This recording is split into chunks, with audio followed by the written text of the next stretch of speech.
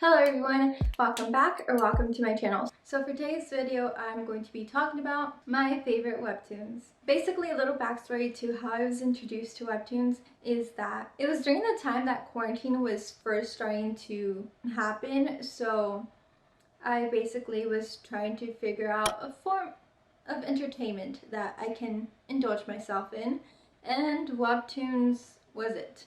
And yeah. So the first webtoon that I'm going to be talking about is Spirit Fingers, which I personally consider to be my favorite, like ultimate favorite webtoon. Like the plot, the drawing, like the art, like the characters and how they're developed. So Spirit Fingers is a very interesting webtoon. It is about a girl, her name is Amy, and she's a very shy girl, and it follows the dynamics between her and her family and her friends and like the people around her. In my opinion, it's a very heartfelt type of webtoon that really goes deep into like different relationships, and the way that the author does it is in such a, I don't know, heartfelt way. So it's a very good drama webtoon. But yeah. So now the next webtoon that I'm going to talk about is The Purple. So what I like about it is that it's a mystery type of webtoon. Like, the art of this webtoon is amazing. The lighting, the shadows, it is amazing. And I'm just gonna show some examples all over here because, wow, like you can tell, like when you see this art, you can tell that they really put time into like just making these, and it just looks amazing. And another thing is the story. Like, the story is very interesting, and it is the type of story that really like catches your attention because it is all wrapped around the situation that happened with Arendelle and just how the story is made.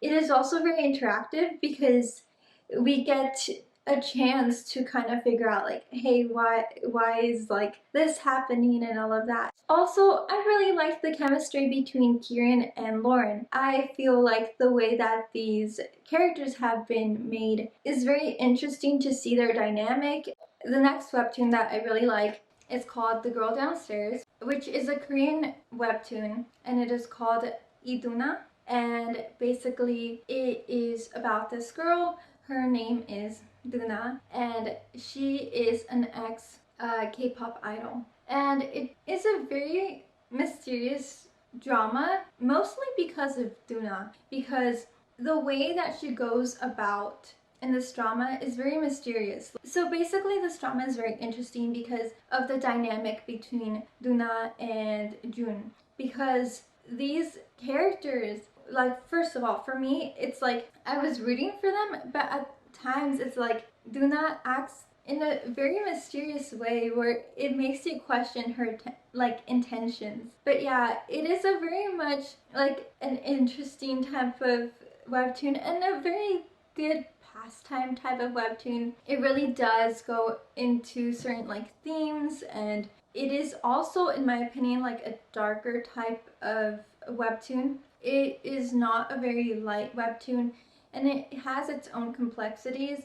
Not in the same way as the previous webtoon. It also goes into other characters' stories and their backstories, and it really much also tackles like issues of like, you know, having a bad home life and, you know, issues between parents and, you know, dealing with other issues within like K-pop industry and all of that. So, but yeah, it is overall a very interesting drama. I really like the chemistry between Jun and Duna. I would highly recommend it to people who, you know, like some sort of like mystery and romance and just a good complex story.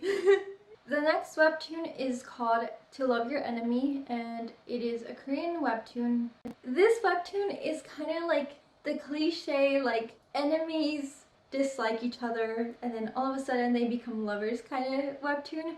It has a cliche type of romance story, but it is a good pastime, and I really like this webtoon, and I recommend it to anyone who likes romance type of stories. And yeah. So the next webtoon I'm going to talk about is The Weight of Our Sky. It's more of a serious type of webtoon. So it's a historical webtoon.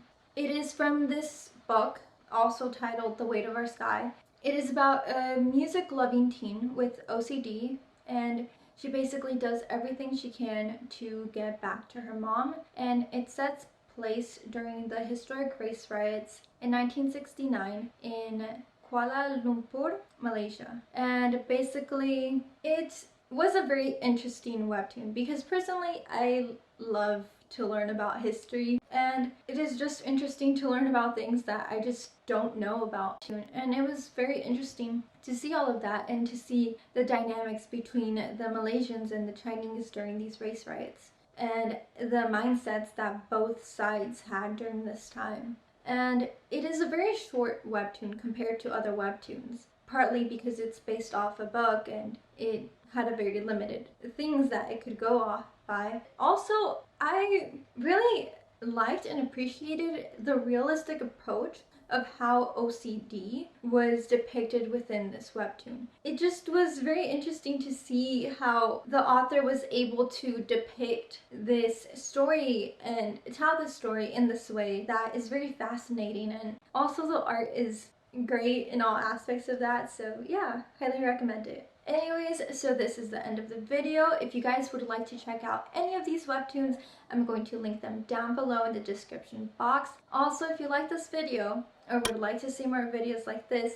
please make sure to hit that like button, hit that subscribe button, and hit that notification bell. And stay safe, y'all, and have a good day. Bye!